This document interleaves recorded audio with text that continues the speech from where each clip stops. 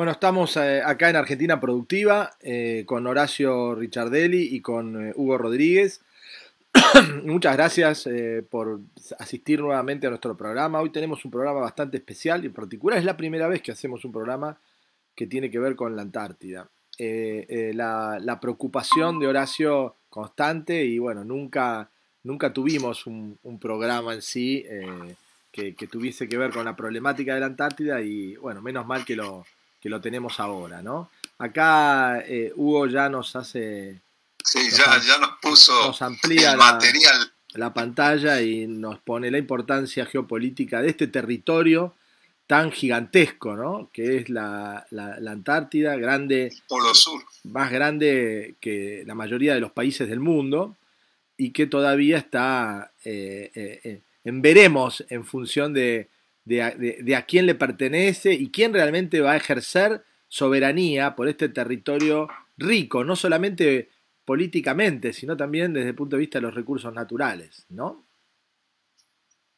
Así es, buenas tardes, Chino, buenas tardes, Hugo.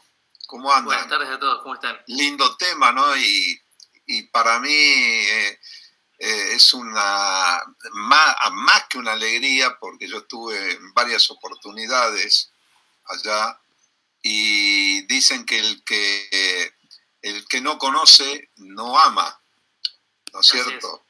Y realmente es una cosa indescriptible, no se puede comentar. Para colmo o para bien mío, yo estuve en varias de las bases, inclusive en las bases de rusa, en la norteamericana, porque ahí hay mucho intercambio en su momento, después del año científico que fue hace muchos años atrás, y se empezó a colaborar, se ayudan, hay un sistema de emergencia en la Antártida, o sea, hay países que no exigen, por ejemplo, que vayan operados de apéndice,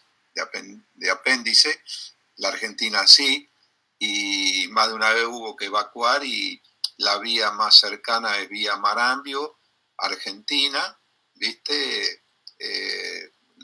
Vos viste que la apendicitis no da tiempo, no da lugar, ¿no? Así que, bueno, Chino, ¿por qué, Horacio, te hago una pregunta? ¿Por qué en la Antártida todavía, a pesar de que hay tanta gente, no se instaló un sistema para atender estas cosas tan básicas? Porque una operación de apendicitis es una operación básica, ¿no? ¿Por qué no se puede hacer en estas bases? Por ejemplo, en los barcos que llegan a la Antártida se debe poder operar.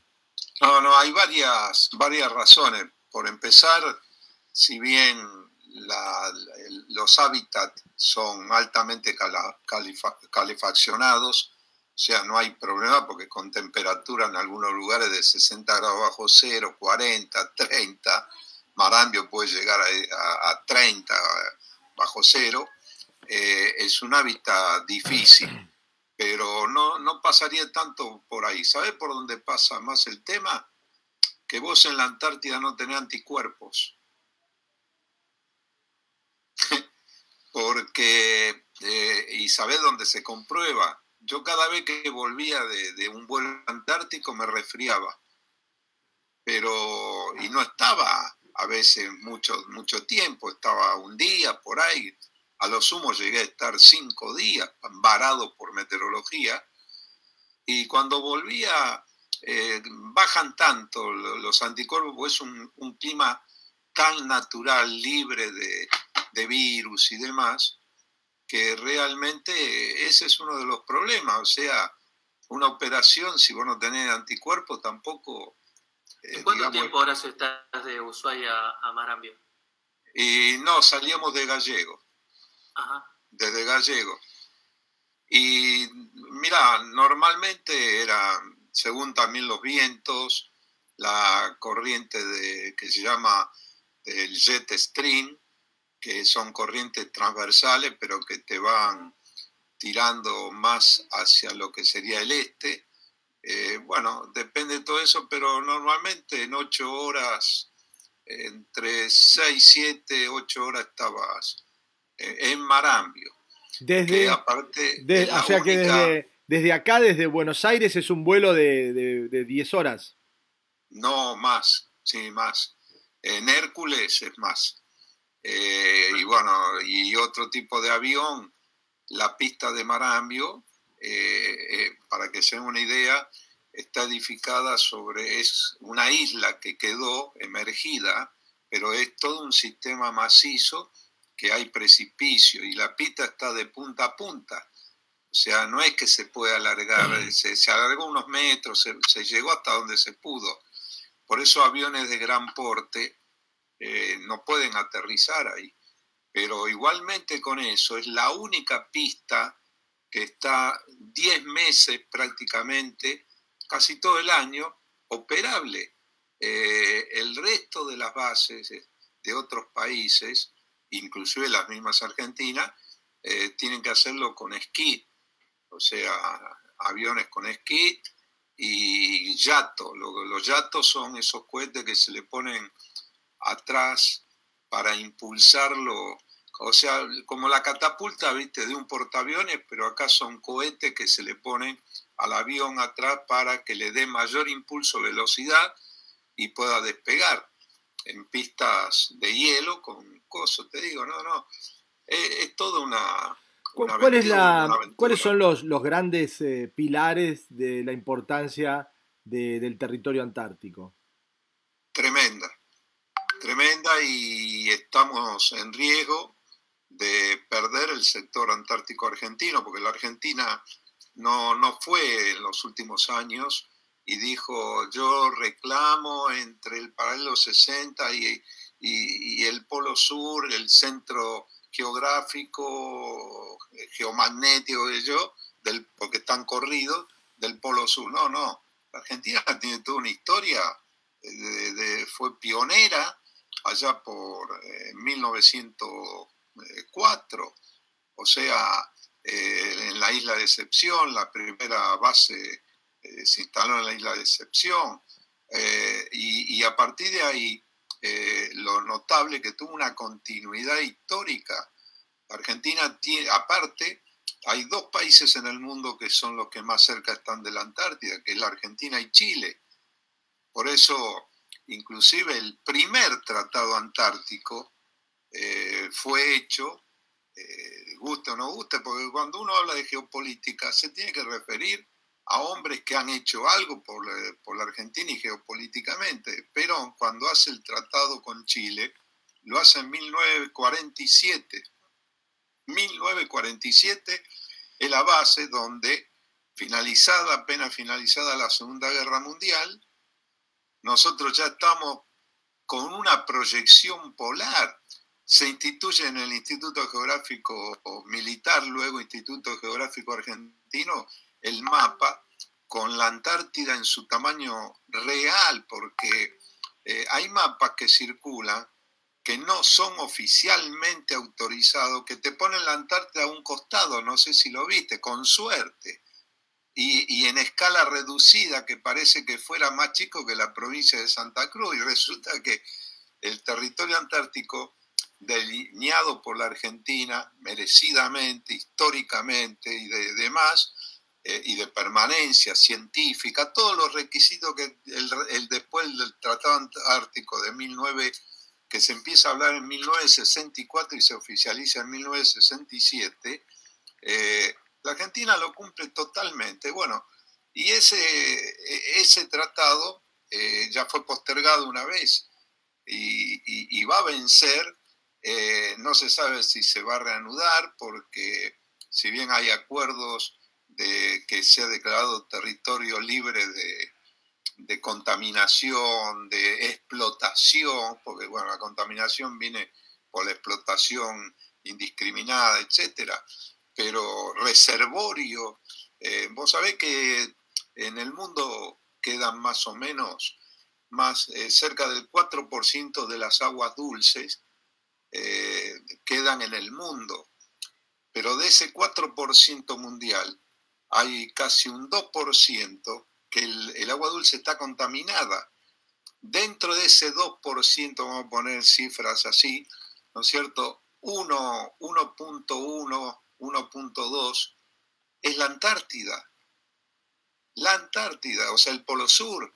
Horacio, En te hago reservorio de agua dulce. una pregunta para entender las dimensiones. A mí, haciendo el programa y Sí. escuchándote, me empiezan a venir un montón de curiosidades que las evacúo a través de Wikiburropedia y de Internet, que es tan útil, ¿no? Pero estamos hablando de un territorio que mide más de 14 millones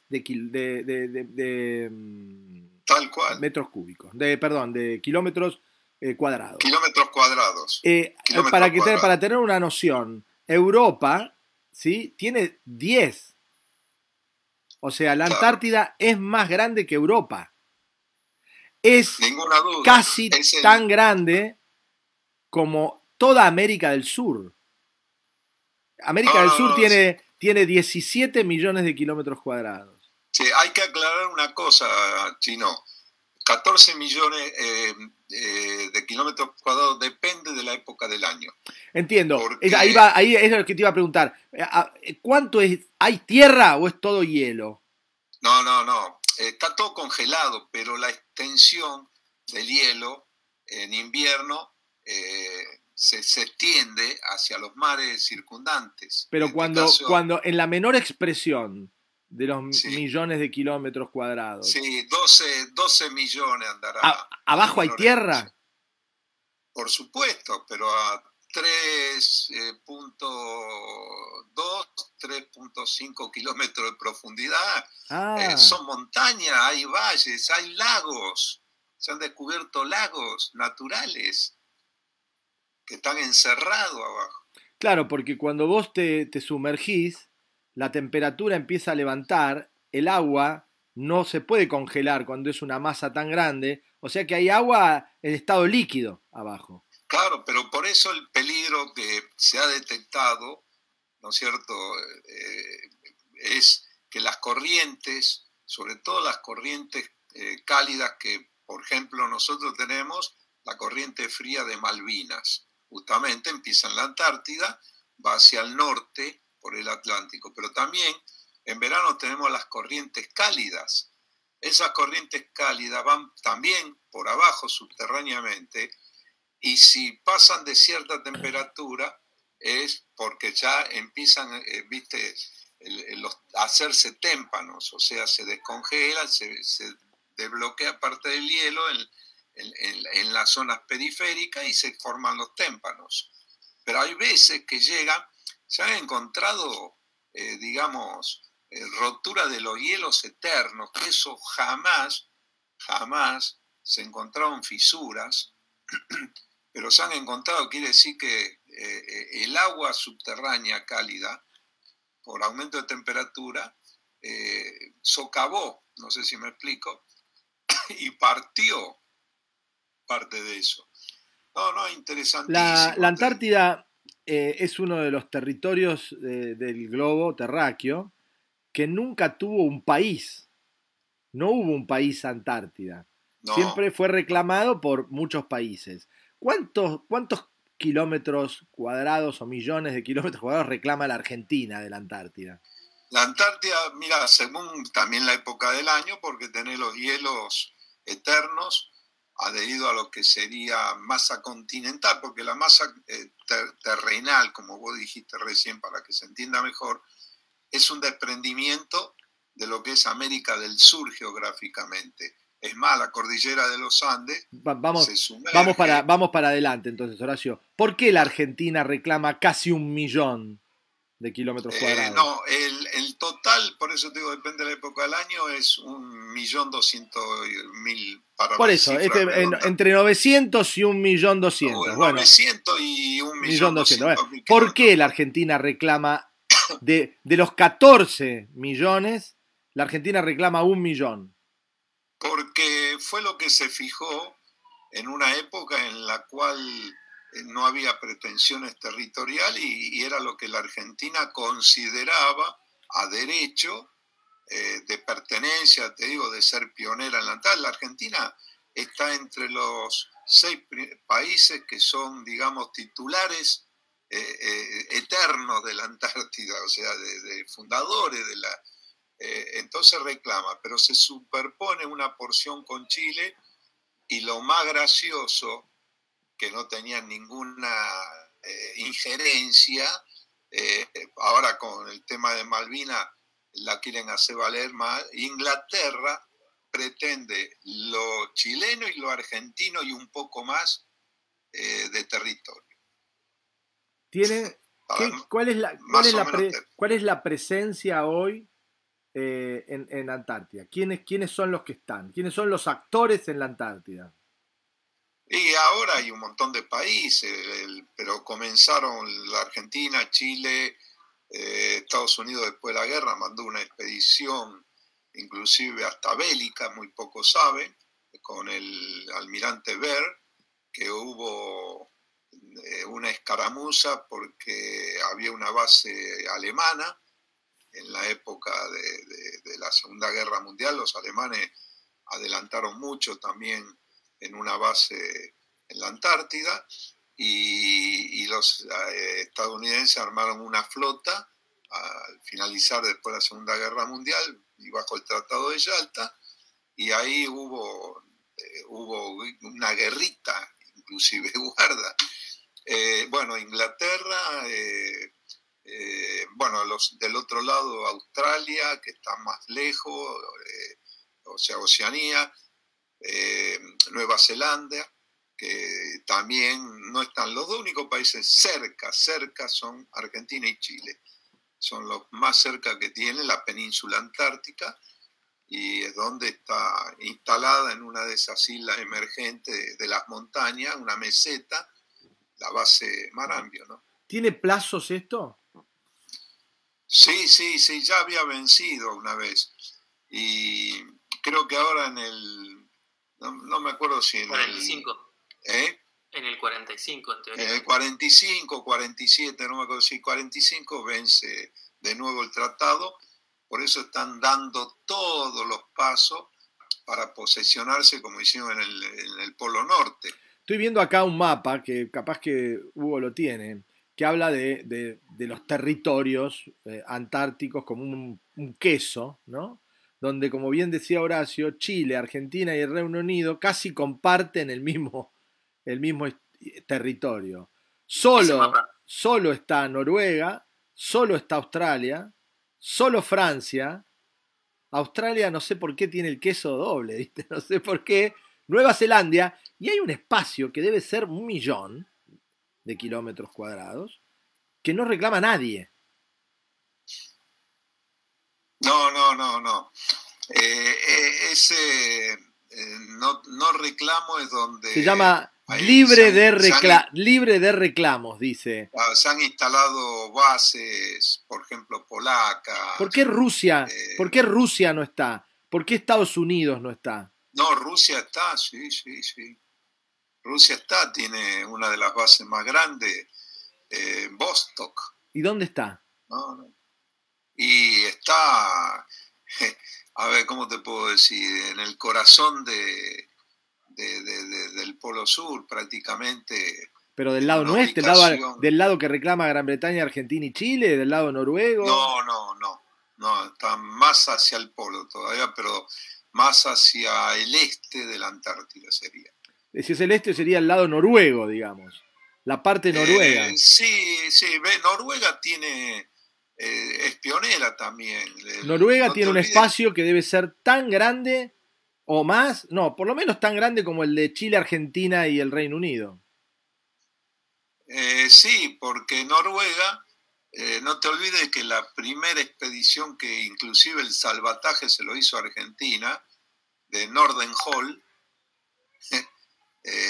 cuando quedó varado y con la corbeta Uruguay, porque no había rompehielo, el alférez Sobral realizó el rescate. Estaban muriendo y se iban a morir ahí congelados.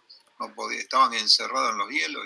Yendo a los aspectos económicos, una de las cosas que me llama la atención es que el lado neozelandés, como el lado argentino, británico y chileno, tienen muchísima mayor superficie de agua que de tierra. Y me da la sensación que este reclamo debe tener que ver también con las riquezas hoy más claras en el ambiente acuático, ¿no? Porque debe haber muchísima riqueza ictícola y pesquera, ¿no? Y además perforar en el agua, no sé si, supongo que por lo que vos decís, que estamos a 4 kilómetros, debe ser más barato bueno, el petróleo ahora perdió un poco de interés, ¿no? No. Mira, riquezas hay, cualquier cantidad. El tema es más geopolítico, porque entre la tríada Océano Atlántico, Océano Pacífico y Mar Antártico, por ahí pasan todos los grandes buques, son miles por año, miles entre el Atlántico y el Pacífico. Guarda, es un punto y un enclave geopolítico tremendo.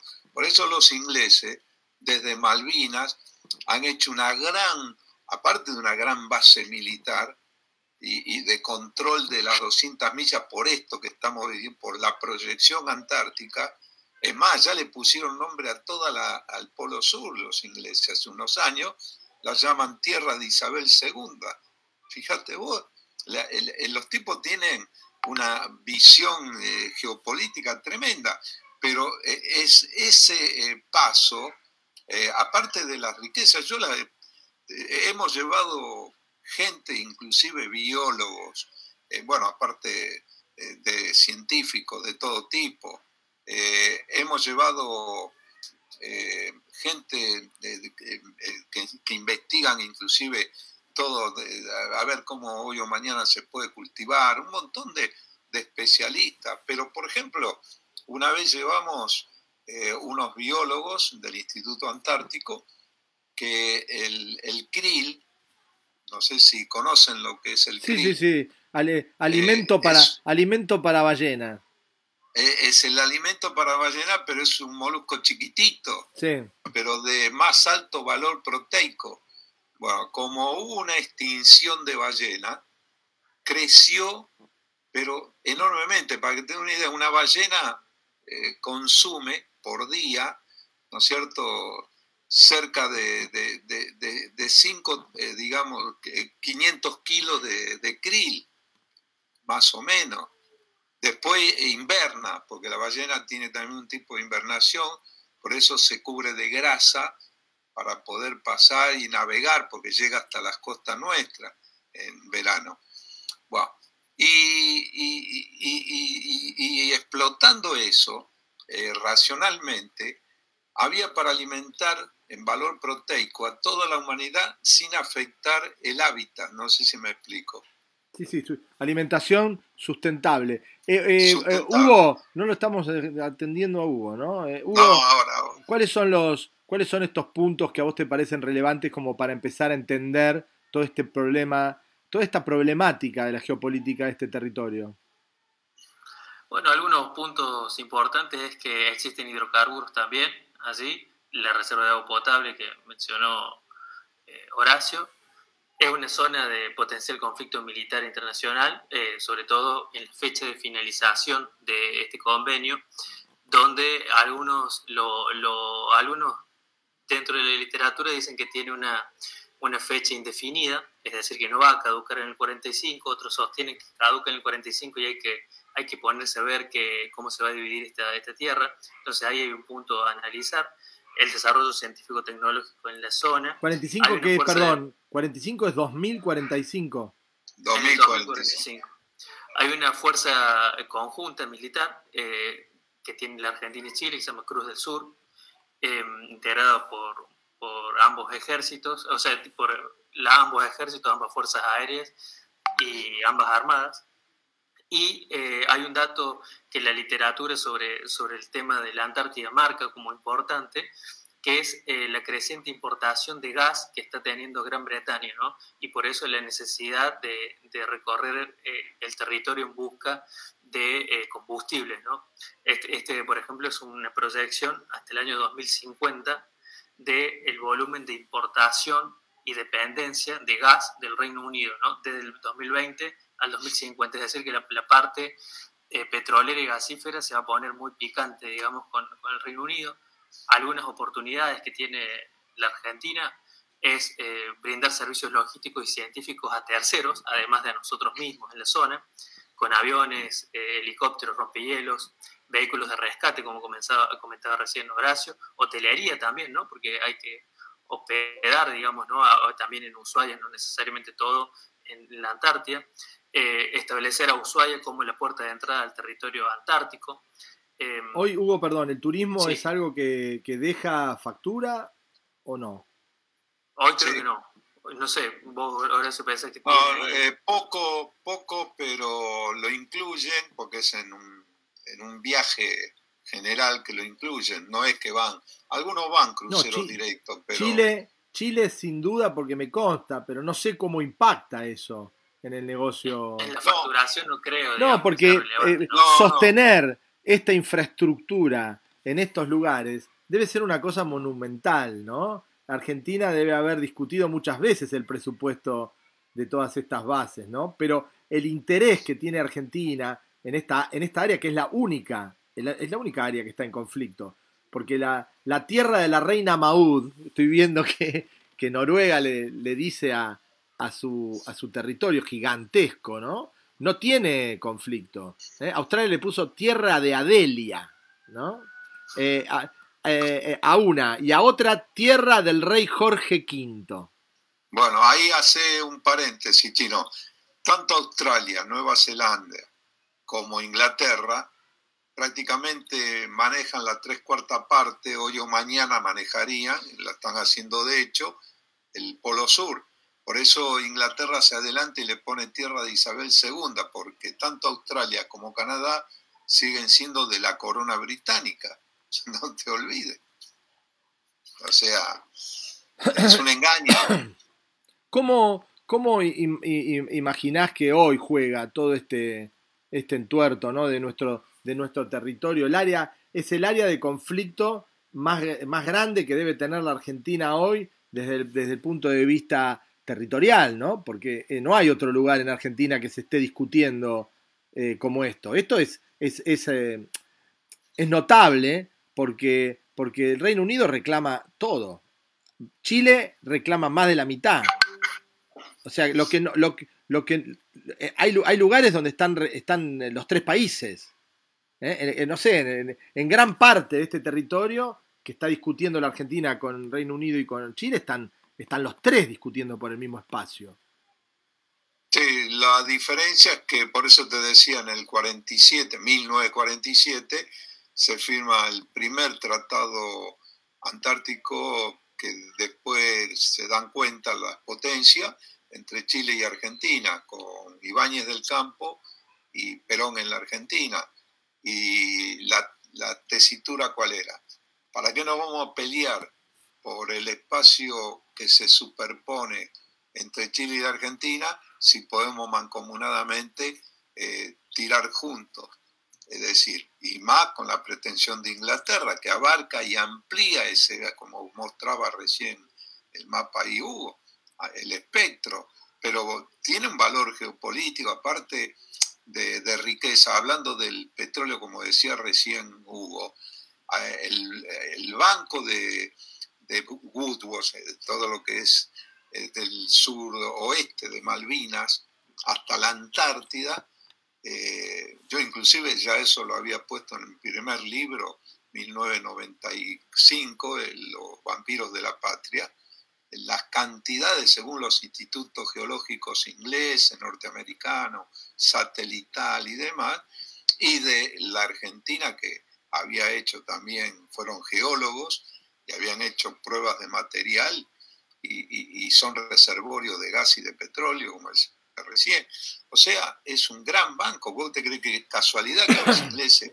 No, me da la sensación que hoy el reservorio o la reserva de agua dulce y los recursos naturales, animales y vegetales son la prioridad, porque realmente, Horacio, el petróleo tiene como los días contados, ¿no? El mundo entero está sacándose de encima el petróleo y virando de una forma mucho más rápida de lo que se imaginaba, ¿no?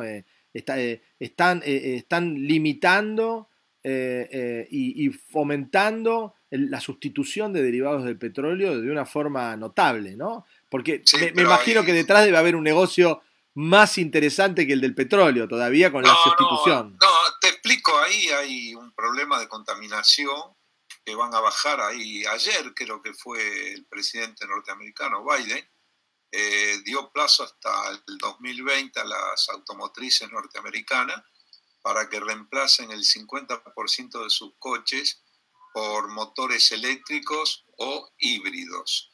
O sea, hay lo que vos decís, eso trae perjuicio en nuestra vaca muerta, inclusive por los niveles de explotación, porque es más caro la extracción, el fracking.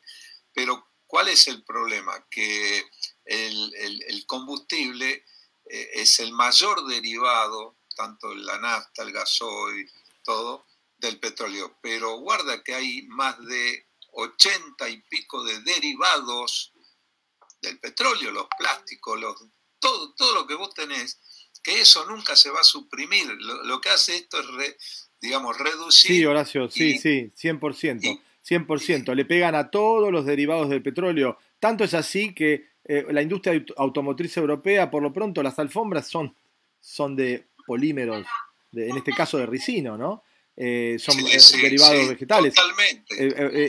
En todos lados se está tratando de sustituir. Pero el crecimiento económico también supera, las necesidades. Es tal cual vos decís, por eso digo que se extiende en el tiempo, ¿no es cierto? Mucho más allá de lo que por ahí la previsión natural que había de esto. Cuando vos hablás de recursos naturales como el agua, hay una variable que no es menor y que es que la Antártida, cada centímetro o cada milímetro de transformación del hielo al líquido que sufre la Antártida, lo padece en la Tierra entera. O sea que no sé si es factible que se pueda utilizar de una forma eficiente ese recurso natural de agua potable, ¿no? Porque... Te cuento una anécdota. Allá fue antes de Malvinas, 1980-81, en la campaña 80-81. Trasladamos una delegación árabe, ¿sí? Con un traductor, porque no hablaban una papa en castellano, por supuesto. Y ¿sabía qué iban?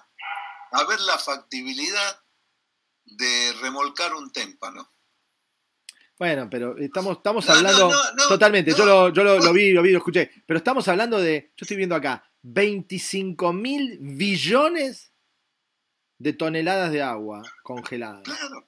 Es un témpano, es un nada, es como un granito en una playa de arena, ¿no? 2.000 metros, como vos bien decías, promedio, toda esta superficie de 14 y pico millones de kilómetros cuadrados tiene 2.000 metros de espesor de hielo encima. O sea, es una cosa... Más. Estoy leyendo acá en argentina.gov.ar. Puede llegar a 3.5 de espesor. Pero hay una cosa, la tecnología avanza. Así como vos del sur nuestro mandás el gas, ¿y cuál es el mayor y principal problema? Porque yo lo traté eso, siendo yo, hice convenio con Gas del Estado, era su director del servicio meteorológico. El gas, al pasar por zonas muy engelantes, muy frías, se hace más denso. Entonces era el problema que cuando llegaba a los centros urbanos como Buenos Aires, Córdoba, Rosario y más al norte, demoraba más y llegaba poco gas. ¿Te acordás que había un problema? Decían, llega el invierno y viene poco gas. Porque era un problema que se densificaba el gas. Se solucionó eso dándole mayor velocidad a las bombas impulsoras para cada tantos kilómetros que hay, ¿no es cierto? Y con ciertas temperaturas. Bueno, hoy o mañana se puede desbloquear parte de eso y se puede hacer agua. Y se puede y mandar por, digamos, pero necesitan partes continentales, que acá donde la Argentina tiene la sartén por el mango, no sé si me explico. Otro de los temas que también yo creí que me ibas a comentar es la desalinización del agua, del mar, porque el 70% del mundo es mar, ¿no es cierto?, salinizado, y ya hay avances muy grandes de desalinizar el agua de mar, por ejemplo, también. Vos sabés que estaba viendo que países que no tienen aparentemente nada que ver con la Antártida, tienen instituto, y uno es Uruguay. Uruguay tiene un instituto que trata los temas antárticos, ¿no? Y lo plantea como la reserva de agua potable, de agua dulce más importante del planeta, y hay estudios que lo tienen a científicos uruguayos preocupados por los problemas antárticos sin que ellos estén en discusión sobre el territorio antártico, y eso debe pasar en la mayoría de los países, ¿no? Claro, no, con un agravante, la mayoría de los países están en el hemisferio norte o demasiado lejos, por eso te digo, la Argentina y Chile tienen la sartén por el mango. Si tuviera realmente un proyecto geopolítico de defensa de sus intereses nacionales, y a todos los países, que así pasó con la integración del Mercosur, ¿no es cierto? Tanto Brasil tiene base y lo ayudamos a poner base en la Antártida también. O sea, la ayuda no es solamente para ponerla, hoy o mañana la van a necesitar para la continuidad. Es como el gas que le envía Rusia a Europa. Alemania le envía casi el 100% del gas y le cortan los grifos. Sonaste, no sé si soy claro. Este instituto uruguayo lo llama la refrigeradora de la tierra. Y si ahí nacen todos los sistemas, cuando entra acá y viste que dicen en el país las masas de aire polar, es así. O sea, la fábrica del clima, y del clima frío es la que permite las corrientes frías, los frentes fríos polares, que yo, está en la Antártida. ¿Sí? No, es de una vital importancia tremenda, por eso de todo punto de vista. Desde el punto de vista de la salud, vos estabas entrando en un tema que yo no lo había pensado y que tiene que ver con la asepsia, ¿no? Con la falta de contaminación que tiene la Antártida y las ventajas desde el punto de vista del cuidado de la salud, ¿no? Por un lado, con la preocupación de no tener anticuerpos, como vos bien decís, pero por otro lado, que no te llega ninguna peste. No, te la pescás cuando venís. Te la pescás cuando salís de ahí, pero si vos estás ahí, es como vivir en la luna. No, pero en pleno, es increíble, en pleno vuelo, volando a 5.000, 6.000 metros como mucho de altura, ya no, empezaba a respirar otra atmósfera, y ahí es donde te digo, mayoría se resfría, cambia, pero totalmente, ¿no? Hugo, ¿qué podemos sumar a esto? Bueno, que el reclamo que se superpone, ¿no? El Reino Unido, Argentina y Chile es sobre la península antártica, ¿no? Específicamente, ¿no? Como se ve aquí en el gráfico. Sí. Vamos a algunos puntos. Bueno, la pretensión británica que le hemos visto, el deterioro de las Fuerzas Armadas nuestras como para intentar hacer a sostener, digamos, nuestro territorio ahí, se ve bastante complicado. El hecho histórico que fundamenta nuestro reclamo, aquí la base de 1904, como comentaba Horacio. Hay unos puntos importantes, los países que reclaman son Argentina, Australia, Chile, Francia, Nueva Zelanda, Noruega y Reino Unido.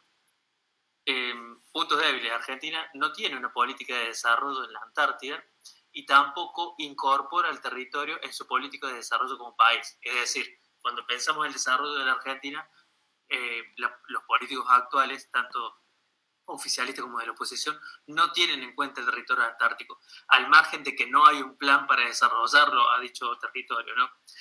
Bueno, no aparece esto en el pensamiento político de la Argentina, y hay un incremento armamentístico tanto en Chile y el Reino Unido que lo hemos venido viendo y que tiene que ver seguramente con lo que pase después de que pierda vigencia. ¿La Antártida es una base militar armada? No, perdón, me meto en el tema. La Antártida está desmilitarizada. Tal es así que en una de las últimas cumbres sacaron todo referencia, por ejemplo, Vicecomodo Marambio, es la base Marambio.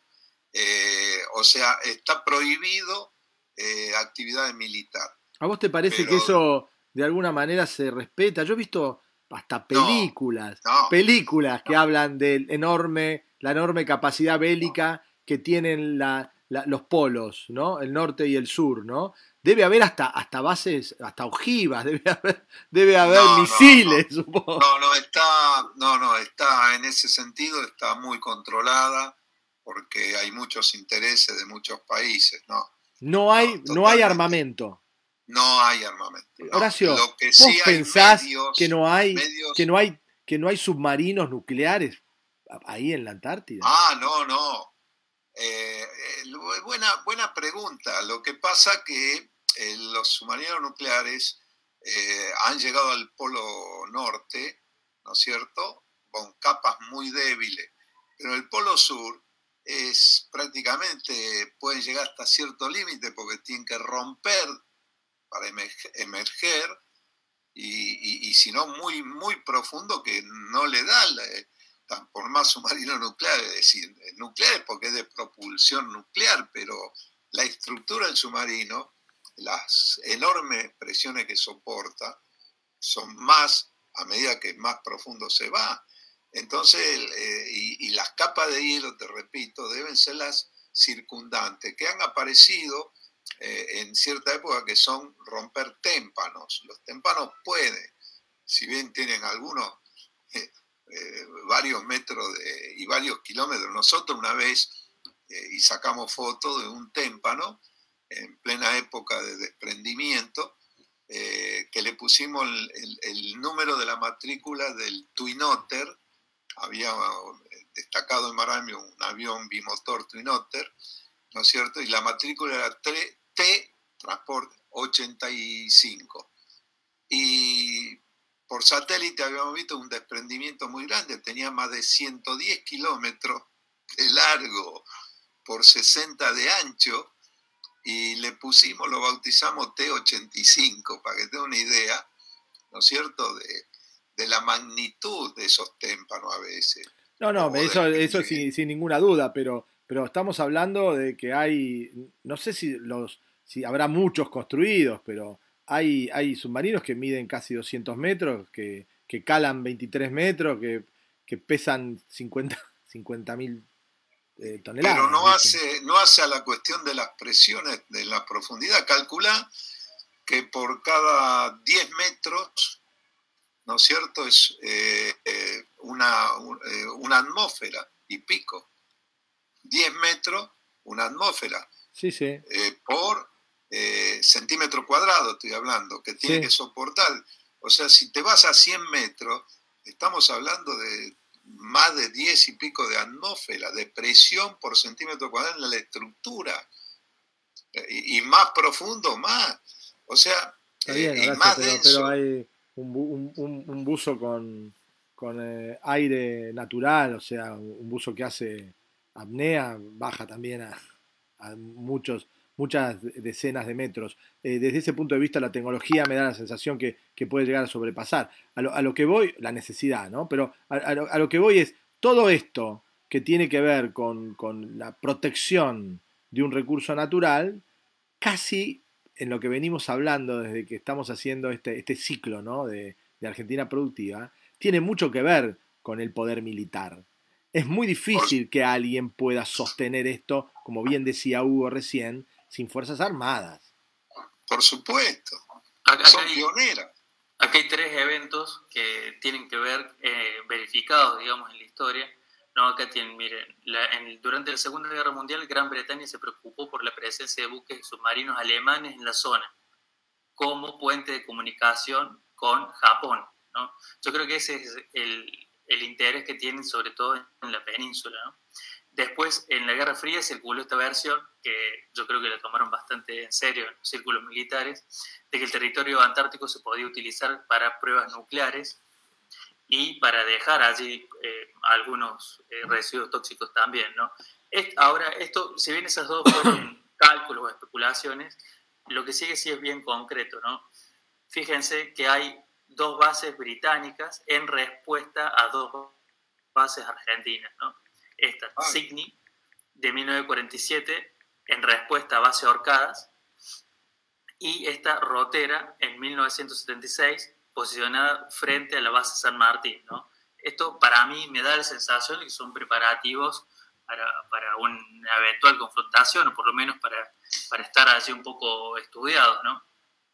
Hugo, ¿cuántas de estas bases que hay en la Antártida son fijas y cuántas son móviles? Porque hay momentos donde debe ser más amigable y momentos donde no, ¿no? A pesar de que entiendo que no hay accidentes naturales más que el clima, ¿no? Y las tormentas, pero no hay terremotos, no hay maremotos, no hay nada de eso, ¿no? ¿O me equivoco? No. Hay bases permanentes y hay bases, digamos, temporarias. La Argentina, en total, creo que son, porque algunas veces suprimieron, bueno, hubo un presidente que quería cerrar toda la base antártica, así que, pero normalmente se manejan en 17 bases en total, de las cuales hay cerca, creo que de 8 o 9 permanentes y el resto son temporarias. Yo porque estaba viendo acá Orcadas, Marambio, sí, Esperanza, sí, San Martín, sí, Belgrano 2, San Martín, son permanentes. Las temporarias son sí, Melchor, Decepción, sí, Cámara, Primavera, Petrel y Matienzo. ¿Qué hacen las temporales? ¿Que van, se instalan? ¿Con qué objetivo? No, hay objetivos científicos en la cual aparte sirve de reposta. O sea, llegan en la época menos cruel de la Antártida, llegan expediciones, se quedan unos meses o un tiempo y hacen las experiencias, quedan como un lugar de reposta hoy o mañana por cualquier emergencia, con víveres, con un montón de cosas, y queda inactiva. Por eso están las permanentes y están las temporarias, ¿no? Que es la que vos decías. En una nota en El Economista del 16 de marzo del 21, dice que el Reino Unido ratifica la presencia militar en las Malvinas y aumenta el arsenal nuclear, que debe tener mucho que ver también con el territorio antártico, incrementa el arsenal nuclear en la zona, ¿no? La primera vez que sucede esto, después de la caída de la Unión Soviética en 1990, ¿no? Este recrudecimiento de la importancia o la necesidad de defender este territorio que tiene Gran Bretaña. Esto lo lleva a, como decíamos antes, a profundizar su presencia militar, ¿no? Es gris el tema, cuánto en las Malvinas, cuánto en la Antártida. No, armamento nuclear no hay. Está prohibido por el Tratado de Tlatelolco de México. No hay. Lo que hay son vehículos como submarinos, nucleares y demás que pueden llegar a carga nuclear, que los hay. Pero instalado como fijos en Malvinas, lo que se sabe que no hay, hasta donde uno sabe. Pero sí el valor que decíamos estratégico del control de los 2 océanos y el mar Antártico es clave hoy o mañana en un conflicto. Lo que hablábamos en el 21, ¿no? Uno de los temas que tocó Boris Johnson y con toda esta problemática, que bueno, lo que lleva todo lo que ha sucedido en la isla y en Gran Bretaña, ¿no? De todos estos cambios, ¿no? Habla de llevar 180 ojivas a 260 ojivas nucleares, ¿no? Aumenta casi el 45% de su presencia militar nuclear, ¿no? En general y en la zona. Esto obviamente que los británicos lo deben estar discutiendo porque esto es plata que se va del presupuesto. Ahora, para sostener todas estas cosas, y volviendo a lo de la geopolítica, uno tiene que generar o crear o plantear hipótesis de conflicto. Si no, no podés convencer a un pueblo que quitarle calidad de vida para aumentar tu arsenal nuclear. Nosotros lo probamos, que cuanto más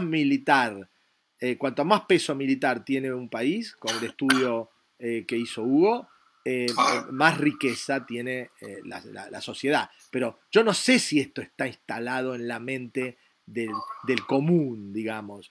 Que el señor común que vive en el Reino Unido, no sé si entiende que cuando el Reino Unido tiene más presencia militar, él tiene mejor calidad de vida. No sé si está leído de esa manera tan fácilmente. En Estados Unidos, te aseguro que en el 50% de la población, no. La mayoría de los demócratas no lo entienden. Lo discuten, lo pelean, lo protestan, pero reciben el beneficio, ¿no? Porque si no tuviesen este beneficio, no tendrían la calidad de vida. Pero se cansan criticando y quejándose en los medios de comunicación, hacen películas, hacen literatura, hacen congresos, viajan por el mundo criticando la política que los hace ricos. No, tal cual, pero la crítica es para el resto, no para ellos. ¿Sí?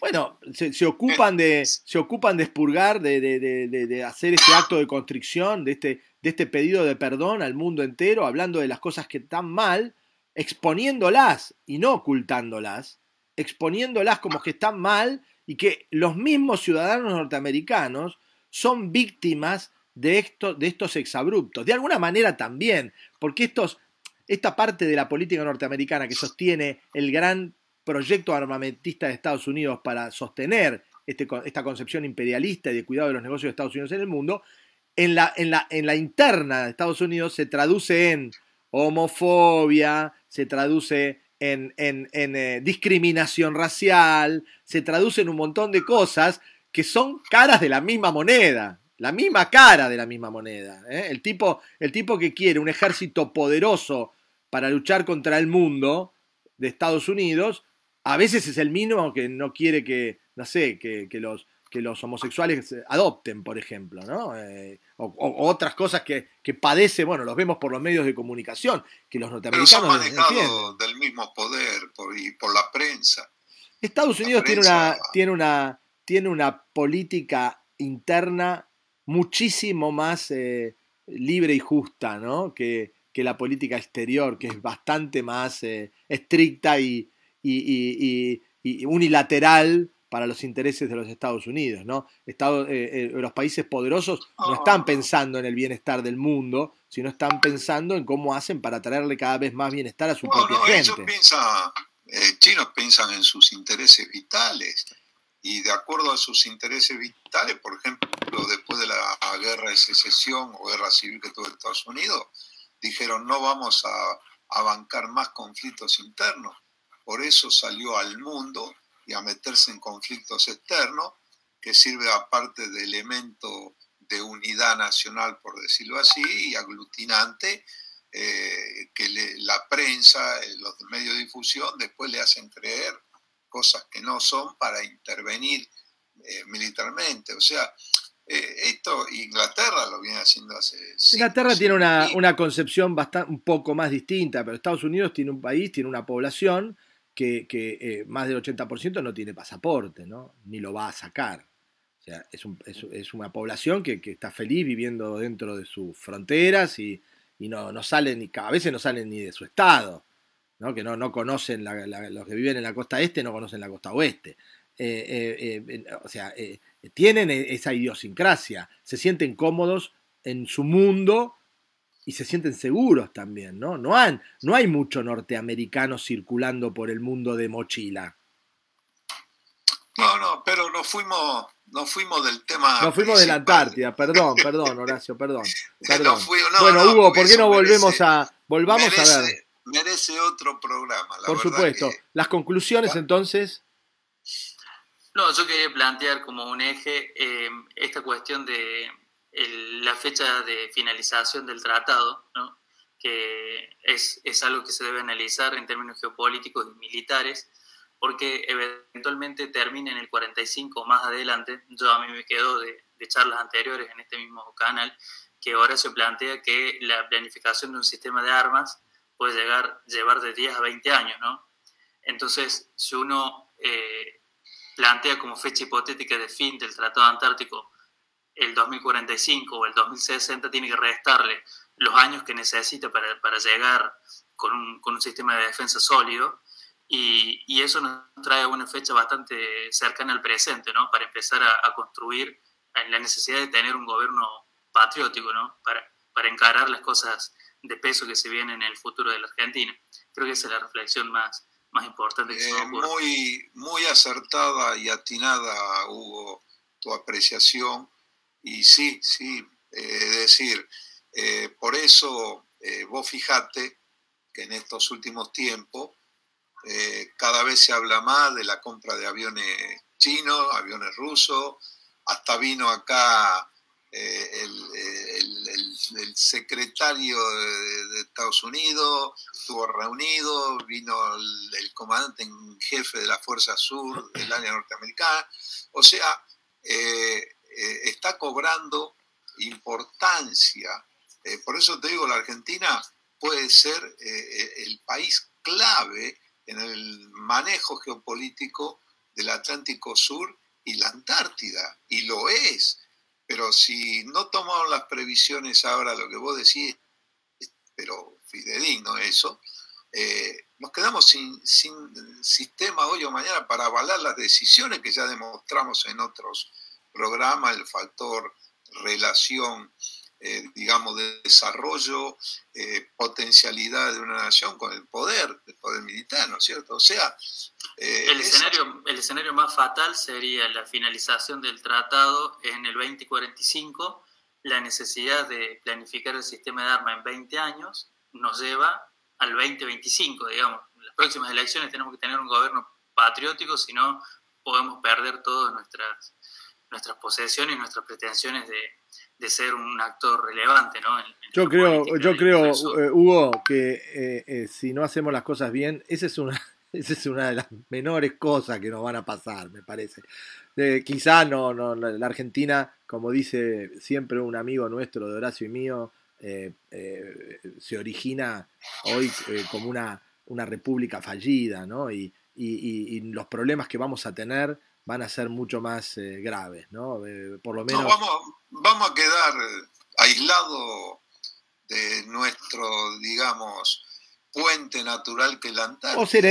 O seremos cooptados o tomados para pertenecer a otro club, ¿no? Que me parece que es lo... Bueno, esa es la otra, ¿no? Que seamos parte de otra realidad. Bueno, muchas gracias, Hugo, gracias, por favor. Siento que hablaste muy poco y nosotros, la verdad, en ese sentido te descuidamos porque es un placer y es un honor tenerte. Ya sé todo el sacrificio que haces muchas veces para estar con nosotros. Te agradezco y por favor te voy a pedir que nos disculpes y que la próxima, que espero que sea pronto, podamos tener mucho más Hugo Rodríguez en Argentina Productiva. No, yo siempre les agradezco aquí tenerme en esta vidriera, digamos, del pensamiento nacional, así que, bueno, es un gran logro, imagínense, para mí compartir la pantalla con ustedes, así que... Muchas gracias, Gracias, Horacio, gracias, Hugo. Al contrario, no van a faltar oportunidades de desarrollar estos temas más, porque ameritan varios programas, Hoy tocamos más o menos una problemática de la Antártida, pero hay otras problemáticas que la podemos tocar más adelante. Por supuesto. Gracias, Horacio. Gracias, Hugo. Gracias por estar en Argentina Productiva. Gracias, Hugo. Un abrazo. Chau, chau.